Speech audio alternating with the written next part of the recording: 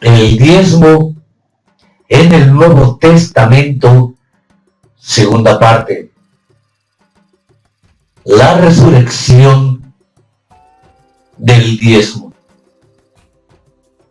Una vez habiendo visto que el diezmo no fue practicado por la Iglesia Apostólica, tenemos que este intento de resucitar el diezmo en la Iglesia post-apostólica viene después del año 100 después de Cristo, por algunos líderes o teólogos de ese tiempo, mejor conocidos por la historia como padres de la Iglesia.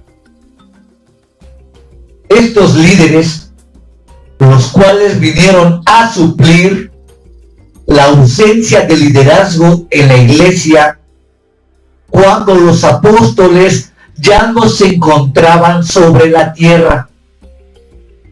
Lamentablemente, no solo dieron la pauta para intentar instaurar otra vez el diezmo, sino que también, por medio de equivocadas enseñanzas, introdujeron al seno de la Iglesia doctrinas falsas en forma de semilla, que después germinaron y se desarrollaron para formar la estructura del catolicismo romano. Es por esto que cuando examinamos sus escritos, no solamente resultan realmente pobres en cuanto a la enseñanza cristiana, sino que además se percibe en ellos un pronunciado y progresivo desviamiento del patrón apostólico. No obstante, para llevar un orden cronológico en nuestro estudio, estos padres de la Iglesia, algunos, y sus declaraciones doctrinales, es necesario señalar que la primera vez que se hace mención de los diezmos en la era post-apostólica es en la Didaché, siendo esta una obra muy popular en su tiempo, por el año 150 después de Cristo, y conocida también como la enseñanza del Señor a través de sus 12 apóstoles a las naciones.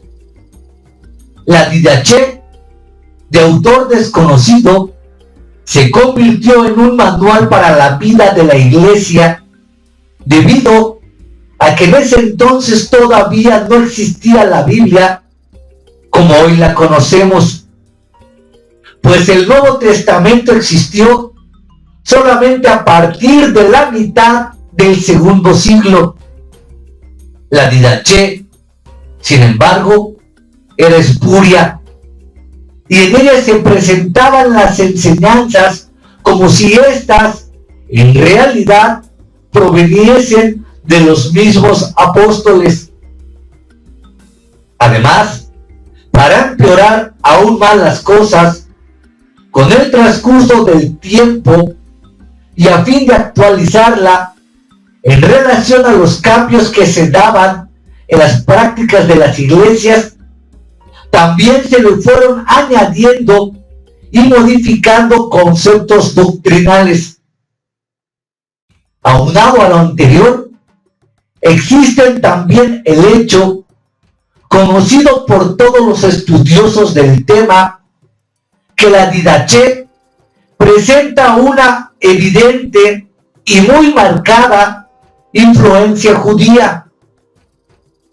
Esto de tal manera que las oraciones capítulos 9 y 10, por ejemplo, realmente judías.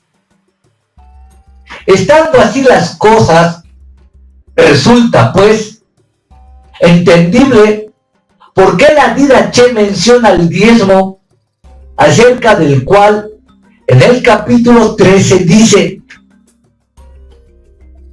pero cualquier profeta que quiera habitar con ustedes es digno de su comida? De la misma manera, un verdadero maestro es también, como el obrero, digno de su comida. Por lo tanto, tomarás y darás a los profetas todo el primer fruto del vino y la tierra labrada, de bueyes y ovejas. Porque los profetas son sus sumos sacerdotes, y si estás dando pan, toma el primer fruto y dalo de acuerdo al mandamiento de la Torá. De la misma manera, cuando abras una jarra con vino o aceite, toma el primer fruto y dalo a los profetas. Y del dinero y la ropa y otra cualquier posesión, toma el fruto y dalo de acuerdo al mandamiento. Fin de la cita. Al leer lo anterior, debe resultar evidente para cualquier que lee cuán lejos se encontraba la Didache del patrón apostólico, ya que llamar a los supuestos profetas sumos sacerdotes, como si todavía estuviese vigente el antiguo pacto judaico y el templo en pie, constituye una desviación de tal magnitud que, por otro lado, explica también por qué se estipula que a aquellos se le entregasen los primeros frutos, que a final de cuentas viene a ser aquí los diezmos. De aquí en adelante es necesario señalarlo. Los posteriores escritos de los padres de la iglesia se referían al líder u obispo de la iglesia como sumo sacerdote o sacerdote, estableciendo así el antecedente para que la Iglesia Católica Romana designara después a sus clérigos como sacerdotes. Nótese también, por otro lado, que aquí en la Didache el supuesto diezmo ya no se limita únicamente a los productos del campo, sino a cualquier otra posesión. Y, por primera vez, esto implica también el diezmo del dinero. Una vez habiendo mencionado a la Didache como la primera referencia de la era post-apostólica que nos habla del diezmo, pasemos ahora a los sí llamados padres de la iglesia, quienes, como ya habíamos mencionado, no solamente se equivocaron al intentar resucitar el diezmo, sino que también introdujeron en la iglesia doctrinas falsas y herejías que posteriormente sirvieron para formar la línea de creencias de la Iglesia Católica Romana.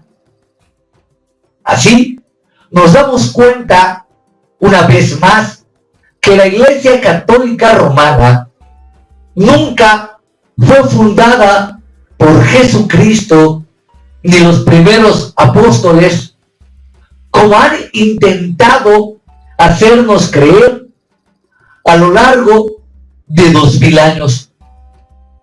A manera de ejemplo, mencionaré a continuación solamente algunos de ellos.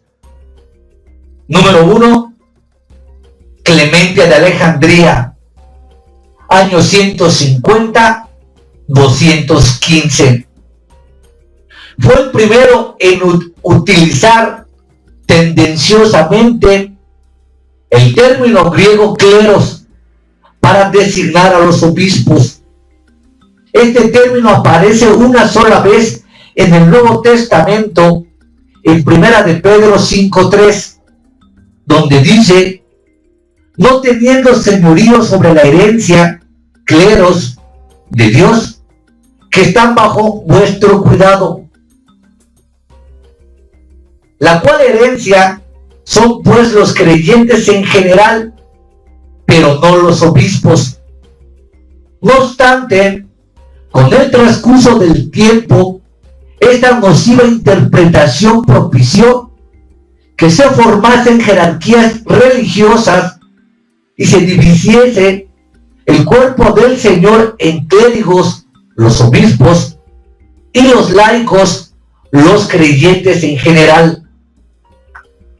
Cuando Clemente habla del diezmo, por otro lado, lo hace alegorizando el concepto de tal manera que lo convierte en un verdadero absurdo. Esto en su escrito Estromata, capítulo 2 y 11, que dicta así: nosotros debemos, en una palabra, ascender sobre todos los demás, parar en la mente. Así como ciertamente el universo tiene 9 dimensiones, la primera conteniendo 4 elementos en un solo lugar donde se intercambian, y luego las 7 estrellas errantes y aquella que no es errante. La novena hacia el número perfecto que se encuentra arriba del noveno, la 10ª división. Debemos alcanzar el conocimiento de Dios, desear al Creador a través de la creación. Por lo tanto, los diezmos del efa y de los sacrificios se presentaban a Dios, y la fiesta pascual empezaba con el 10º día, el cual simboliza el dejar atrás todo problema. Fin de la cita.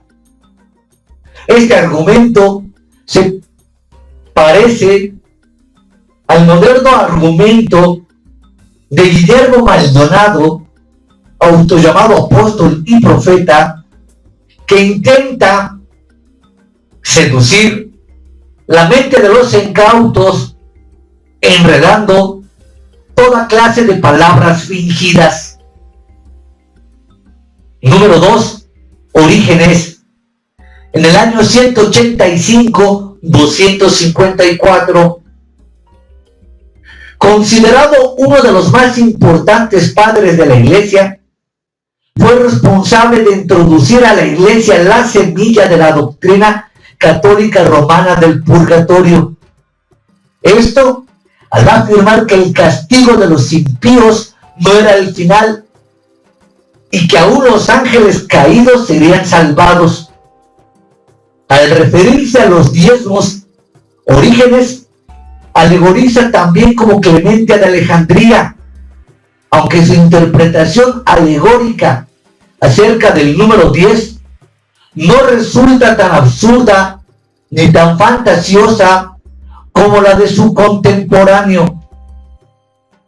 En su obra Homilía sobre Génesis, capítulo 16, versículo 6, Orígenes les recuerda a los cristianos que los egipcios debían pagar a Faraón una quinta parte, mientras que los judíos le traían los diezmos a Dios como lo requería la ley. ¿Cuál es el significado de esta diferencia según Orígenes?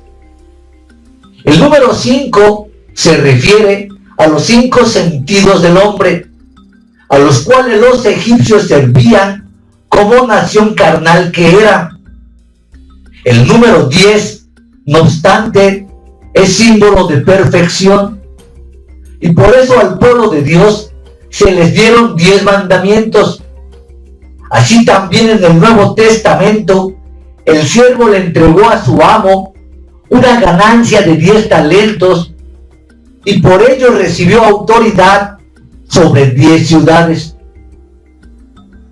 Y dicta: en todo esto deben ver la diferencia entre Egipto e Israel y reconocer a qué nación pertenecen. Pues si todavía sirven a sus sentidos carnales y todavía pagan sus impuestos sobre una quinta parte y no consideran lo que es eterno e invisible, sepan pues que entonces pertenecen a Egipto. Sin embargo, si guardan el decálogo y mantienen en mente el significado del número 10 en el Nuevo Testamento, traerán sus diezmos. Así, son ustedes verdaderos israelitas en quienes no hay engaño. Orígenes confunde al pueblo nacional de Israel con la iglesia de Cristo y cita pasajes que son exclusivos al pueblo de Israel y los mezcla en la dispensación cristiana.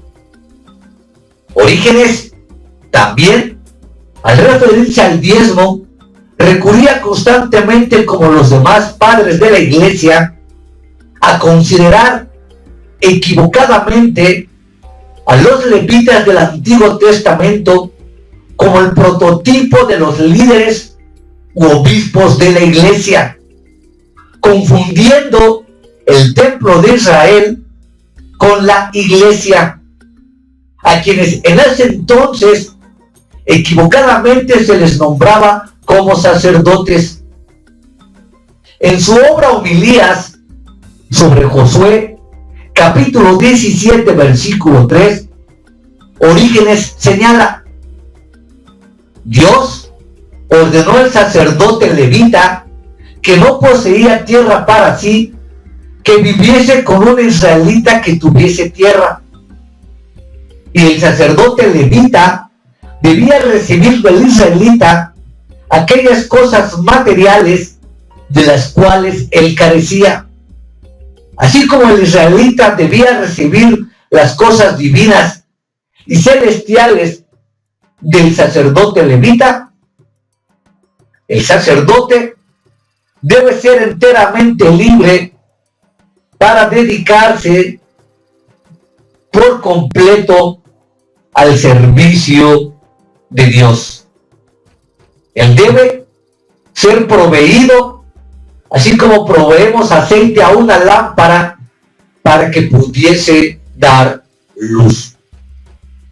Fin de la cita. Orígenes, por otro lado, contribuyó también en alguna manera a la doctrina romana que los sacerdotes debían permanecer célibes, pues en sus homilías sobre Números 11:3 dice: los primeros frutos pueden ser entendidos como los vírgenes de la iglesia, y los diezmos como aquellos que aún después del matrimonio deciden vivir una vida casta y de abstinencia. Fin de la cita. Vemos claramente que Orígenes tiene un pensamiento independiente de la escritura y que apunta a pensamientos y opiniones personales sin siquiera tener un solo respaldo de la Biblia. Con el método de alegorización del Antiguo Testamento, pretende validar todos sus razonamientos. No hay que olvidar que este método de interpretación alegórico, constituye una violación a la interpretación, porque generalmente se contradicen ciertos de pasajes. Número 3. Cipriano de Cartago, 200-258.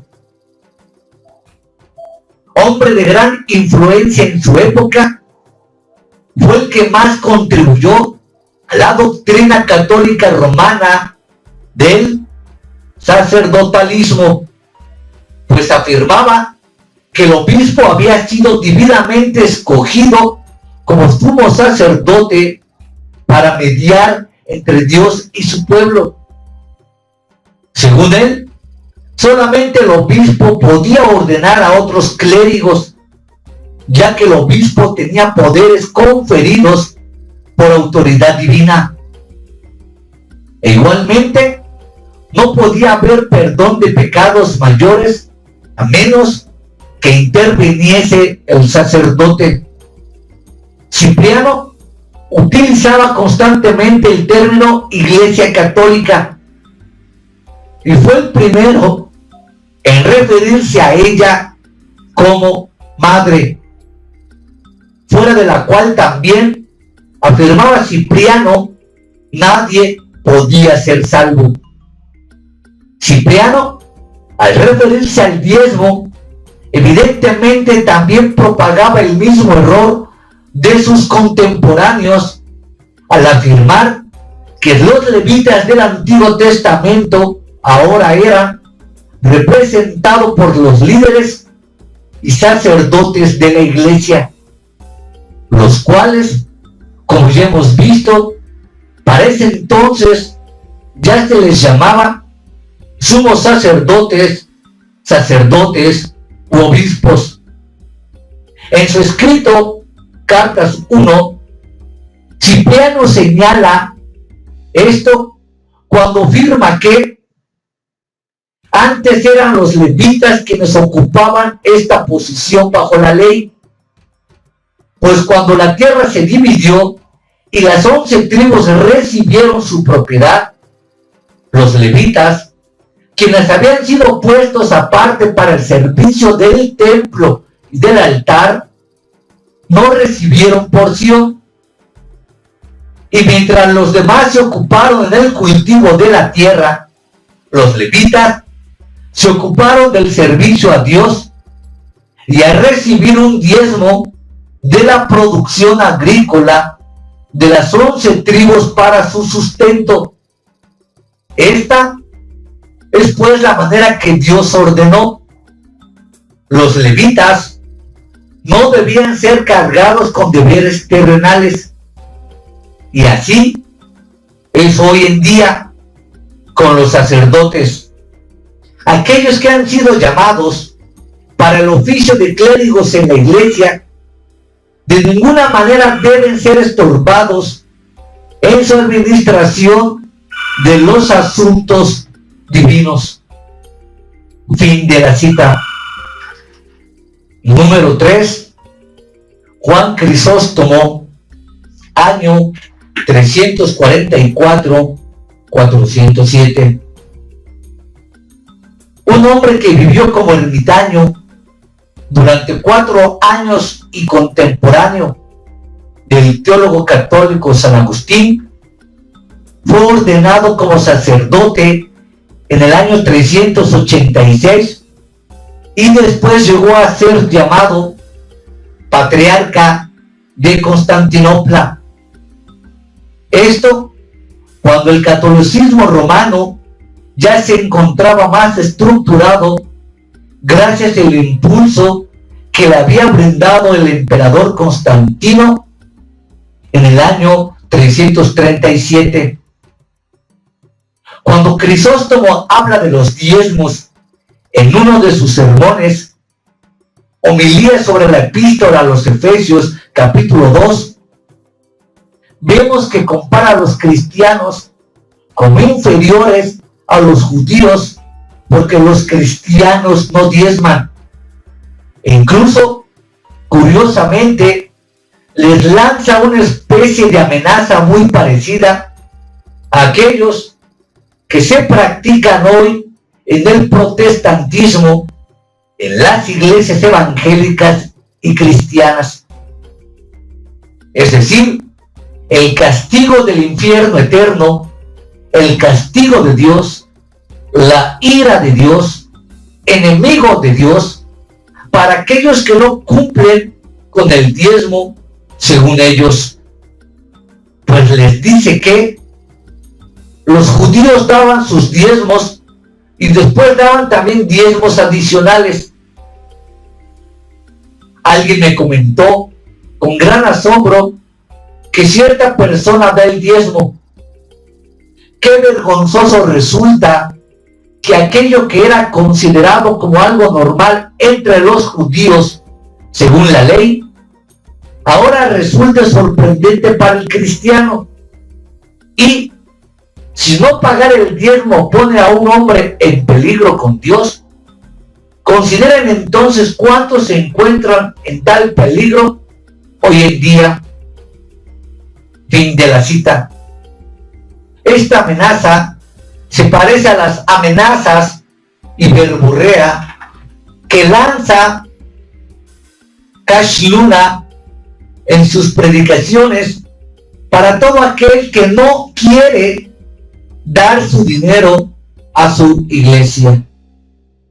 Al igual que Cash Luna, existen miles de ministros, pastores y líderes que braman gigantes maldiciones para todos aquellos que niegan, rechazan y rehúsan dar su dinero a iglesias, porque paulatinamente están convencidos que efectivamente el diezmo es una estafa basado en la mala interpretación de la Biblia y de la historia. Así, una vez más, habiendo mencionado a los anteriores padres de la iglesia, de la era posapostólica, y lo que enseñaron respecto al diezmo, ahora resulta necesario referirnos también a una obra que influyó para el cobro del diezmo en su tiempo, denominada las Constituciones Apostólicas. Esta obra, compilada en las últimas décadas del siglo IV y por un autor desconocido, era una recolección de los principales escritos de la era posapostólica. En ella se incluyen, por ejemplo, la Didache, la Discalía Apostolorum y la tradición apostólica de Hipólito. Esta obra, las Constituciones Apostólicas, la cual consiste en una verdadera ensalada de enseñanzas espurias atribuidas a los apóstoles, juntamente con otras enseñanzas de los padres de la iglesia, se refiere al diezmo sin ningún tipo de limitación al equipararlo con el mandamiento del diezmo en el Antiguo Testamento y su relación directa con el templo y con la ley. Pues asume que los levitas son los clérigos de la iglesia y la gente es exhortada para que cumplan con su deber trayendo los primeros frutos, sacrificios y diezmos para que los obispos o sacerdotes puedan dedicarlos a Cristo. Los sacerdotes, por su parte, deben ser mantenidos con aquella que se trae, ya que, afirma, los obispos ocupan hoy el lugar del sumo sacerdote, los presbíteros ocupan el lugar del sacerdote y el lugar de los levitas ha sido tomado por todo el resto que tiene una función especial, tales como los diáconos, los lectores, los músicos, los porteros, las diaconisas, las viudas, las vírgenes y los huérfanos. Fin de la cita. Otra evidencia que delata a las Constituciones Apostólicas como una obra completamente espuria tiene que ver con el hecho que en otra parte donde vuelve a mencionar el pago de los diezmos, establece que la obligación de traer los primeros frutos y diezmos a los sacerdotes está explícitamente basado en un mandamiento dado por uno de los apóstoles y dicta: Mateo dijo que los primeros frutos pertenecen a los sacerdotes y a aquellos diáconos que les ministran a ellos. Fin de la cita. El absurdo de esta falsedad debe ser claro para todos, ya que efectivamente Mateo nunca pudo haberse referido a un obispo anciana de la iglesia como sacerdote. Y esto no solamente porque es obvio que las escrituras no nos muestran que a los líderes de la iglesia se les llame así, sino también porque fue precisamente contra ese sistema sacerdotal del antiguo pacto contra quien los apóstoles tuvieron que luchar todo el tiempo. Pues debemos tener presente que cuando los apóstoles todavía estaban sobre la tierra, el orden sacerdotal mosaico aún seguía en pie. El templo de Jerusalén seguía en pie. Y esto con todos los sacrificios y ritos, mandamientos y ordenanzas que la ley mandaba acerca del culto del templo. Y a ellos les tocó vivir en el difícil tiempo cuando se estaba llevando a cabo la transición del antiguo al nuevo pacto, el cual antiguo pacto, como todos sabemos, fue borrado todo vestigio del mismo con la destrucción total del templo en el año 70 después de Cristo. Y para finalizar ya nuestro estudio en la era posapostólica, no podemos dejar de mencionar entonces a un personaje que influyó grandemente no solo en el romanismo católico, sino incluso en el pensamiento protestante, pues incluso Lutero leía sus obras. Su nombre es San Agustín, del año 354 al 430. Agustín, obispo de Hipona, considerado una de las mentes más brillantes dentro del romanismo o dentro del catolicismo romano, fue teólogo, filósofo y apologista, y debido a su notable erudición, la mayoría de sus enseñanzas adquirieron tal autoridad que se convirtieron después en ley y dogma para toda la Iglesia Católica Romana. El pensamiento de San Agustín nunca estuvo basado realmente en las Sagradas Escrituras. Lamentablemente, él más que nadie fue responsable de haber formulado la doctrina de salvación por medio de los sacramentos. Esto es, quitar de las manos del Salvador la salvación y ponerla en las manos de los clérigos a través de un sistema inventado por el hombre. Además, Agustín también justificaba el uso de la fuerza para convertir a los herejes. Una enseñanza que, viniendo de tal autoridad como él mismo representaba, incitó, motivó y justificó posteriormente métodos de persecución y crimen con los cuales la Roma papal superó en maldad a la Roma pagana de la antigüedad.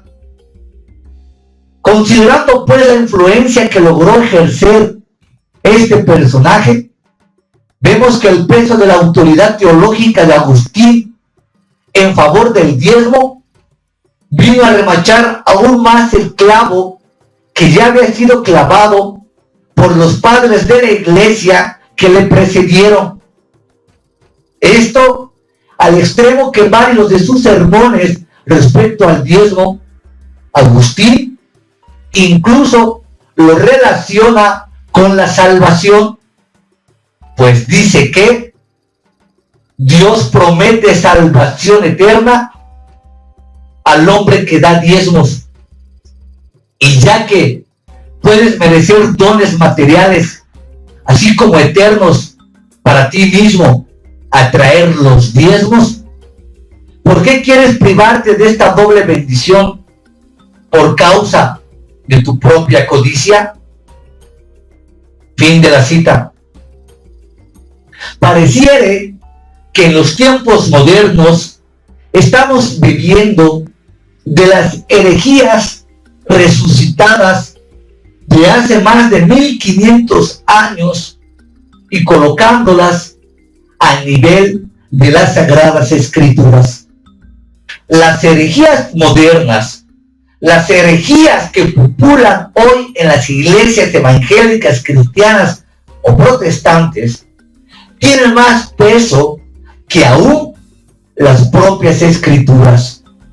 El falso cristiano, el falso pastor, el falso maestro apunta a una directriz de dialéctica y a una directriz de argumentos que no están basados en la palabra de Dios, pero que sin embargo su enseñanza tiene más ecos que aún la propia Escritura.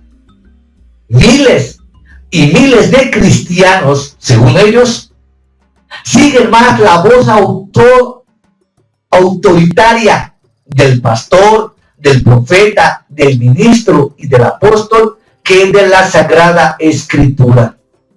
La voz de los modernos fraudulentos del diezmo se ha convertido en una verdadera seducción al cristianismo, en un verdadero hechizo a los congregantes, por los cuales las Sagradas Escrituras han sido terriblemente nubladas, eclipsadas y encapsuladas.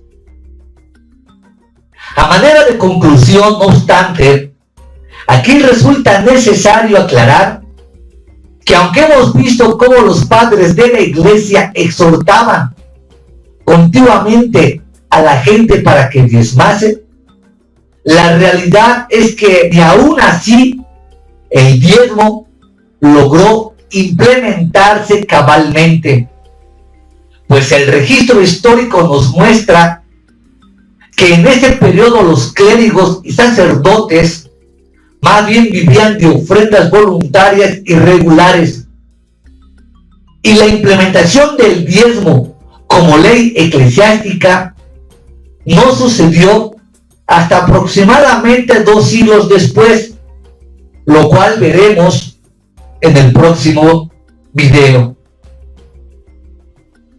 En nuestro estudio del diezmo es importante tener presente que el periodo posapostólico de la iglesia que acabamos de ver resulta más crucial y trascendente, pues cuando se lleva a cabo equivocadamente la transferencia del diezmo del pacto antiguo al nuevo pacto, resulta un sinfín de herejías y una terrible alteración al texto sacro.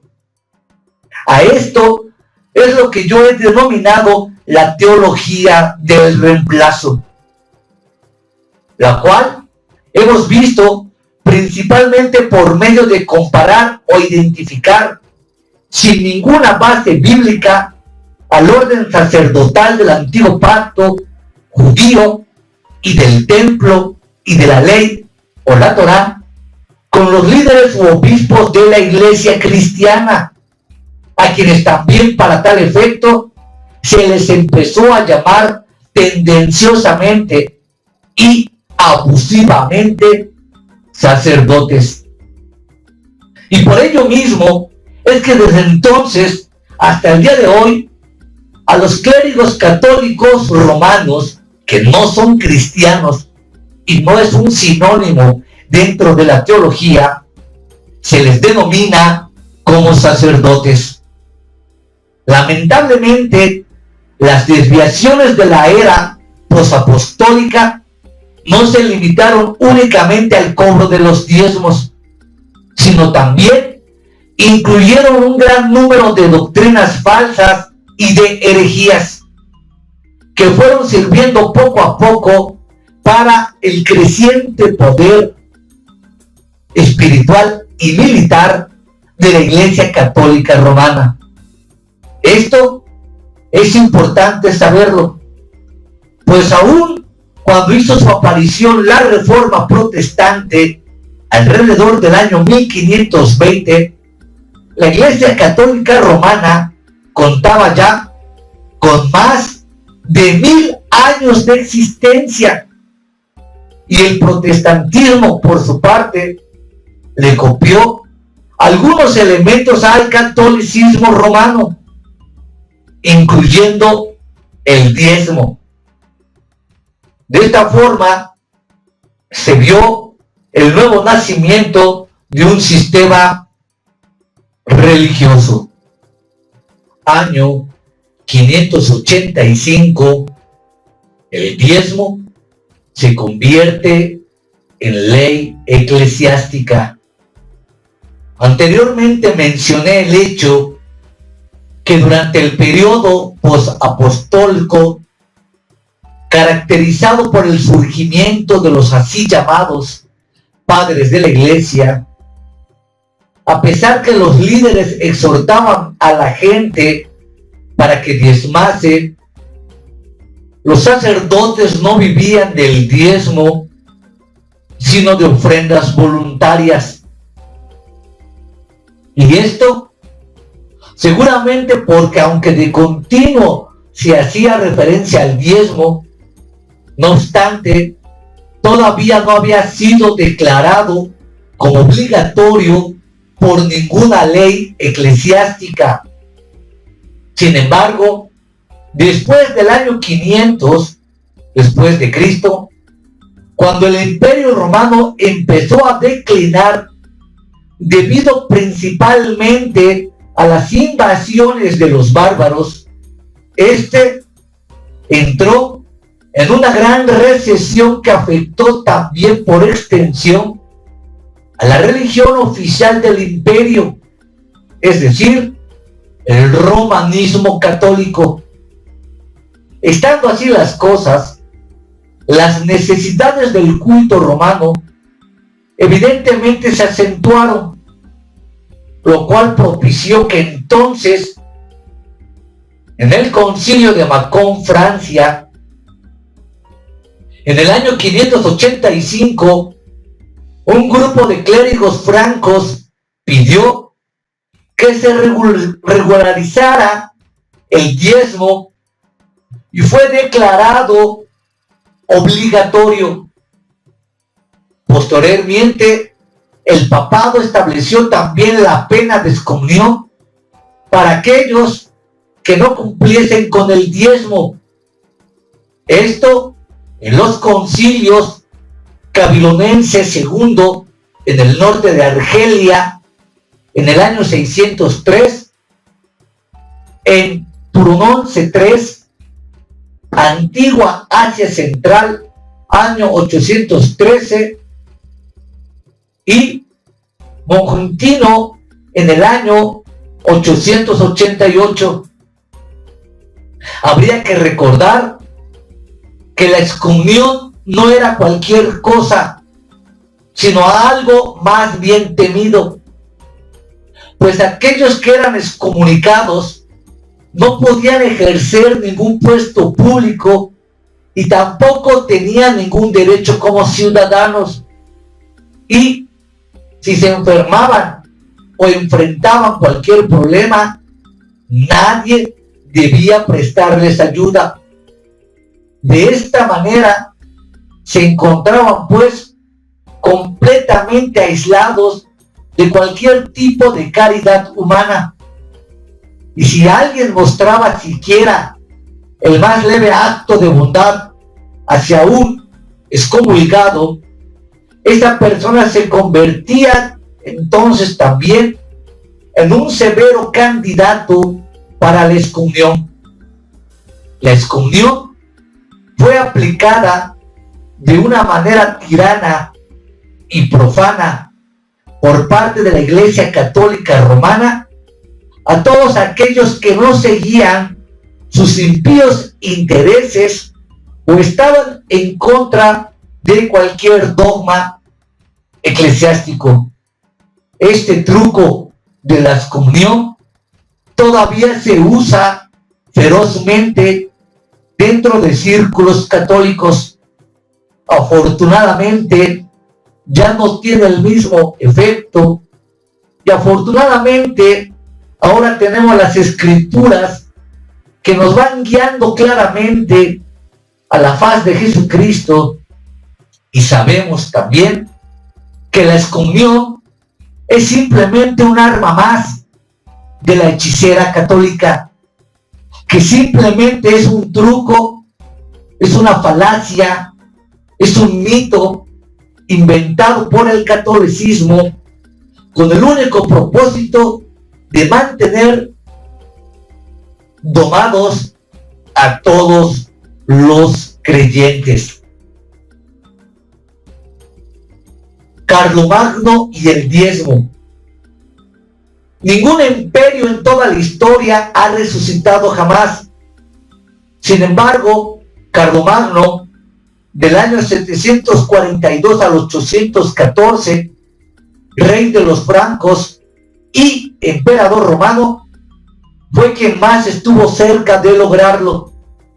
Eso de tal manera que incluso el gran Napoleón y Hitler soñaban con ser un Carlomagno. Bajo su largo y firme reinado, llevó a cabo importantes innovaciones tanto políticas como religiosas, al punto que durante algún tiempo el imperio dio la impresión de haber logrado una recuperación permanente de los desórdenes que lo habían llevado a su decadencia, y parecía que Carlomagno realmente había logrado resucitar de sus cenizas al antiguo imperio romano. Carlomagno poseía todos los dones que necesitaba un gran caudillo y emperador, y por eso dominó una gran extensión de territorio que abarcaba desde España hasta Dinamarca y desde el Atlántico hasta lo que hoy es Hungría. Cuando fue coronado emperador de los romanos por el Papa León III en Roma, el día de Navidad en el año 800. Considerado esto por los historiadores como el acto central de toda la Edad Media, parecía que los siglos anteriores habían sido un mal sueño y que las glorias de los Césares habían revivido. El reinado de Carlomagno, por otro lado, marcó un nuevo importante ciclo en la historia de Europa, porque desde entonces surgieron estrechos lazos que unirían al imperio con el papado, no con la cristiandad, que no es lo mismo.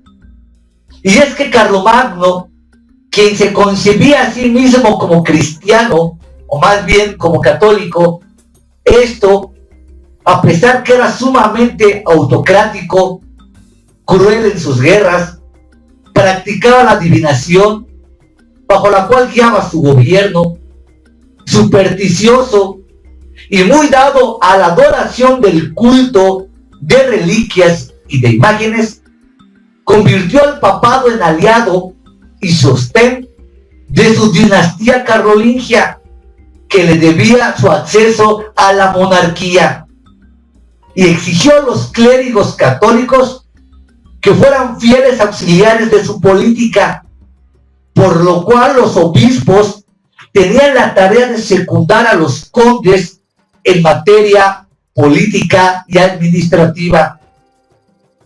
Toda relación con el moderno ecumenismo, capitaneado por el Papa Francisco, es pura coincidencia. El papado, por su parte, a cambio de sus fieles servicios, obtuvo grandes y diversas ventajas, siendo una de ellas, por ejemplo, la inmunidad diplomática para todos sus clérigos.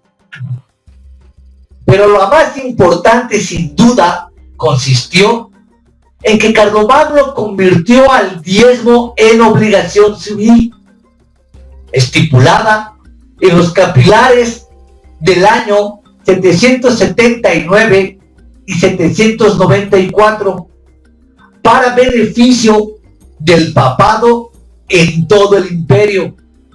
Y, según lo que registra la historia, los clérigos informaron a Carlomagno que la autoridad de tal principio estaba basada únicamente sobre la ley mosaica y que no existía ningún texto en el Nuevo Testamento que apoyara y avalara esta ley. Sin embargo, este acto de Carlomagno resulta de crucial importancia para el estudio del diezmo, pues que aunque en el año 585, en el concilio de Macón, el diezmo ya se había declarado como obligatorio, la costumbre solo se había dado de una manera gradual y progresiva, porque también ese entonces el poder del papado todavía no había alcanzado su cenit. Sin embargo, el hecho que ahora el mismo emperador implementase el diezmo para el beneficio del papado en todo lo que implicaba el imperio romano, le dio al diezmo tal trascendencia y validez que éste enriquecería de manera prominente a todos los papas durante más de 1000 años después de la muerte de Carlomagno. Aquí es necesario aclarar también que antes de Carlomagno, Pipino el Breve, 714-768, padre del mismo Carlomagno y rey de los francos, ya le había dado al diezmo el carácter legal al reconocerlo como impuesto obligatorio, pero esto evidentemente solo en sus dominios, lo cual comprendía una serie de estados dispersos cuya mayor parte se encontraba en el norte de Francia y Alemania. Durante el reinado de Pipino el Breve, dicho sea de paso, los sacerdotes romanos no solamente presionaron al monarca para que reconociese al diezmo como algo perteneciente exclusivamente a ellos, sino que también, por medio de un documento apócrifo que supuestamente databa del año 315 después de Cristo, denominado la donación de Constantino, entre comillas, lograron que tanto Pipino y después Carlomagno le concediese al papado casi la tercera parte territorial de Italia. Carlomagno, al igual que 500 años antes Constantino, se involucró por completo en la expansión de la mentira católica romana, al promover personalmente la edificación, reparación y embellecimiento de catedrales, así como también el mejoramiento de la liturgia. Incluso se ocupó de que la forma de la liturgia que se había desarrollado en Roma fuese aceptada de forma universal, mientras que su padre Pipino, por su parte, se había encargado de propagar el uso del canto gregoriano. Con la muerte de Carlomagno en el 814, no obstante, el poder carolingio empezó a declinar aunque esto no sucedió de forma súbita. Ninguno de los descendientes de Carlomagno tenía la habilidad que él había tenido, y la estructura carolingia que se había formado en base a una compleja red de alianzas con el papado dependían grandemente de la calidad del monarca en turno. Por eso, cuando en lugar de Carlomagno empezó a reinar su hijo Ludovico Pío en el 814 al 840, el papado, fiel a su costumbre corrupta, impía e inmoral, aprovechó la debilidad del carácter del monarca para empezar a emanciparse progresivamente del poder imperial y subordinarlo ahora al poder del Papa. O sea que, en otras palabras, los astutos clérigos romanos invirtieron los papeles. Y es que tanto Pipino el Breve y sobre todo Carlomagno representaban poderosas figuras que eclipsaban a los papas. Y aunque ambos monarcas trataban al papado con deferencia, la realidad es más bien lo utilizaban para sus propios fines. Sin embargo, una vez muerto Carlomagno, no hubo esa mano fuerte que controlase a los obispos y arzobispos cuya autoridad había sido considerablemente aumentada debido a las reformas carolingias.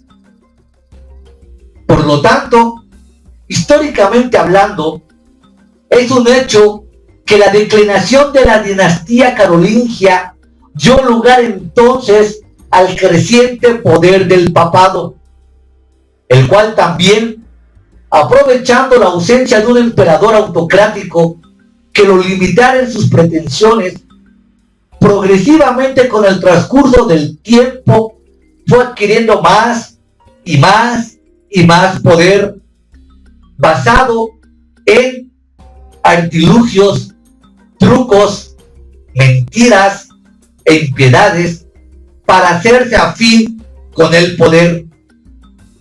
Un ejemplo al respecto lo encontramos posteriormente en el Papa Gregorio VII, en el año 1013 al 1085, quien afirmó que el Papa es el Señor de todos los emperadores.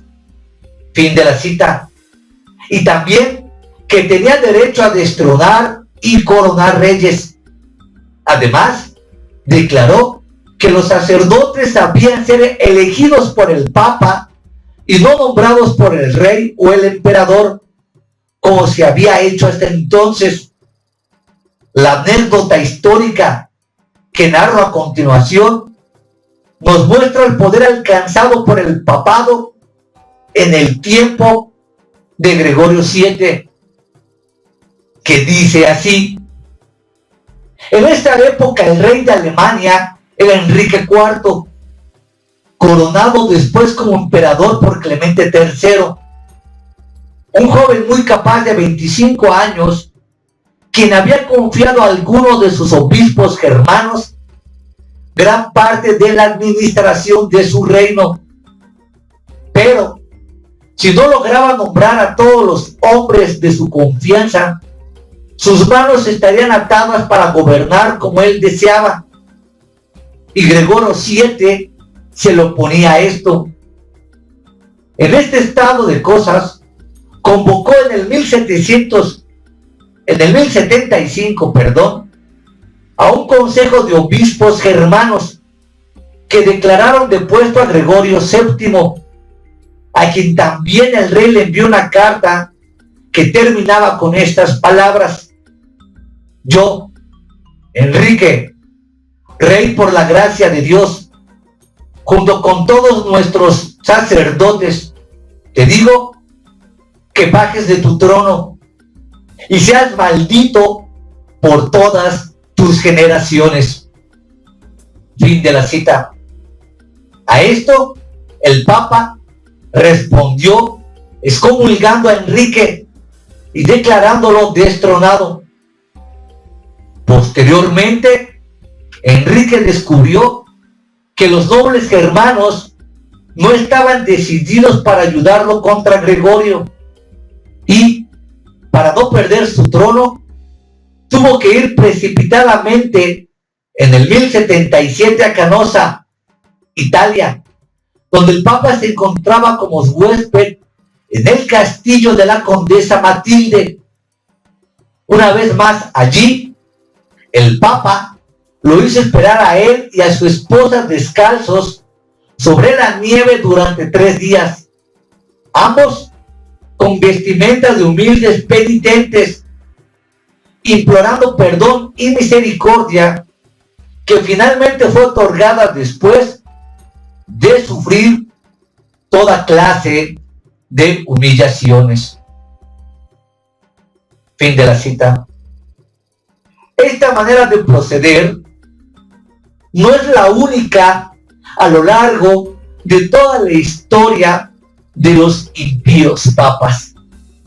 Su proceder ha sido un proceder de terror, de dramatismo y de insulto a toda la mente humana, que después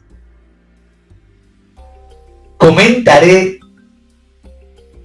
en otros videos.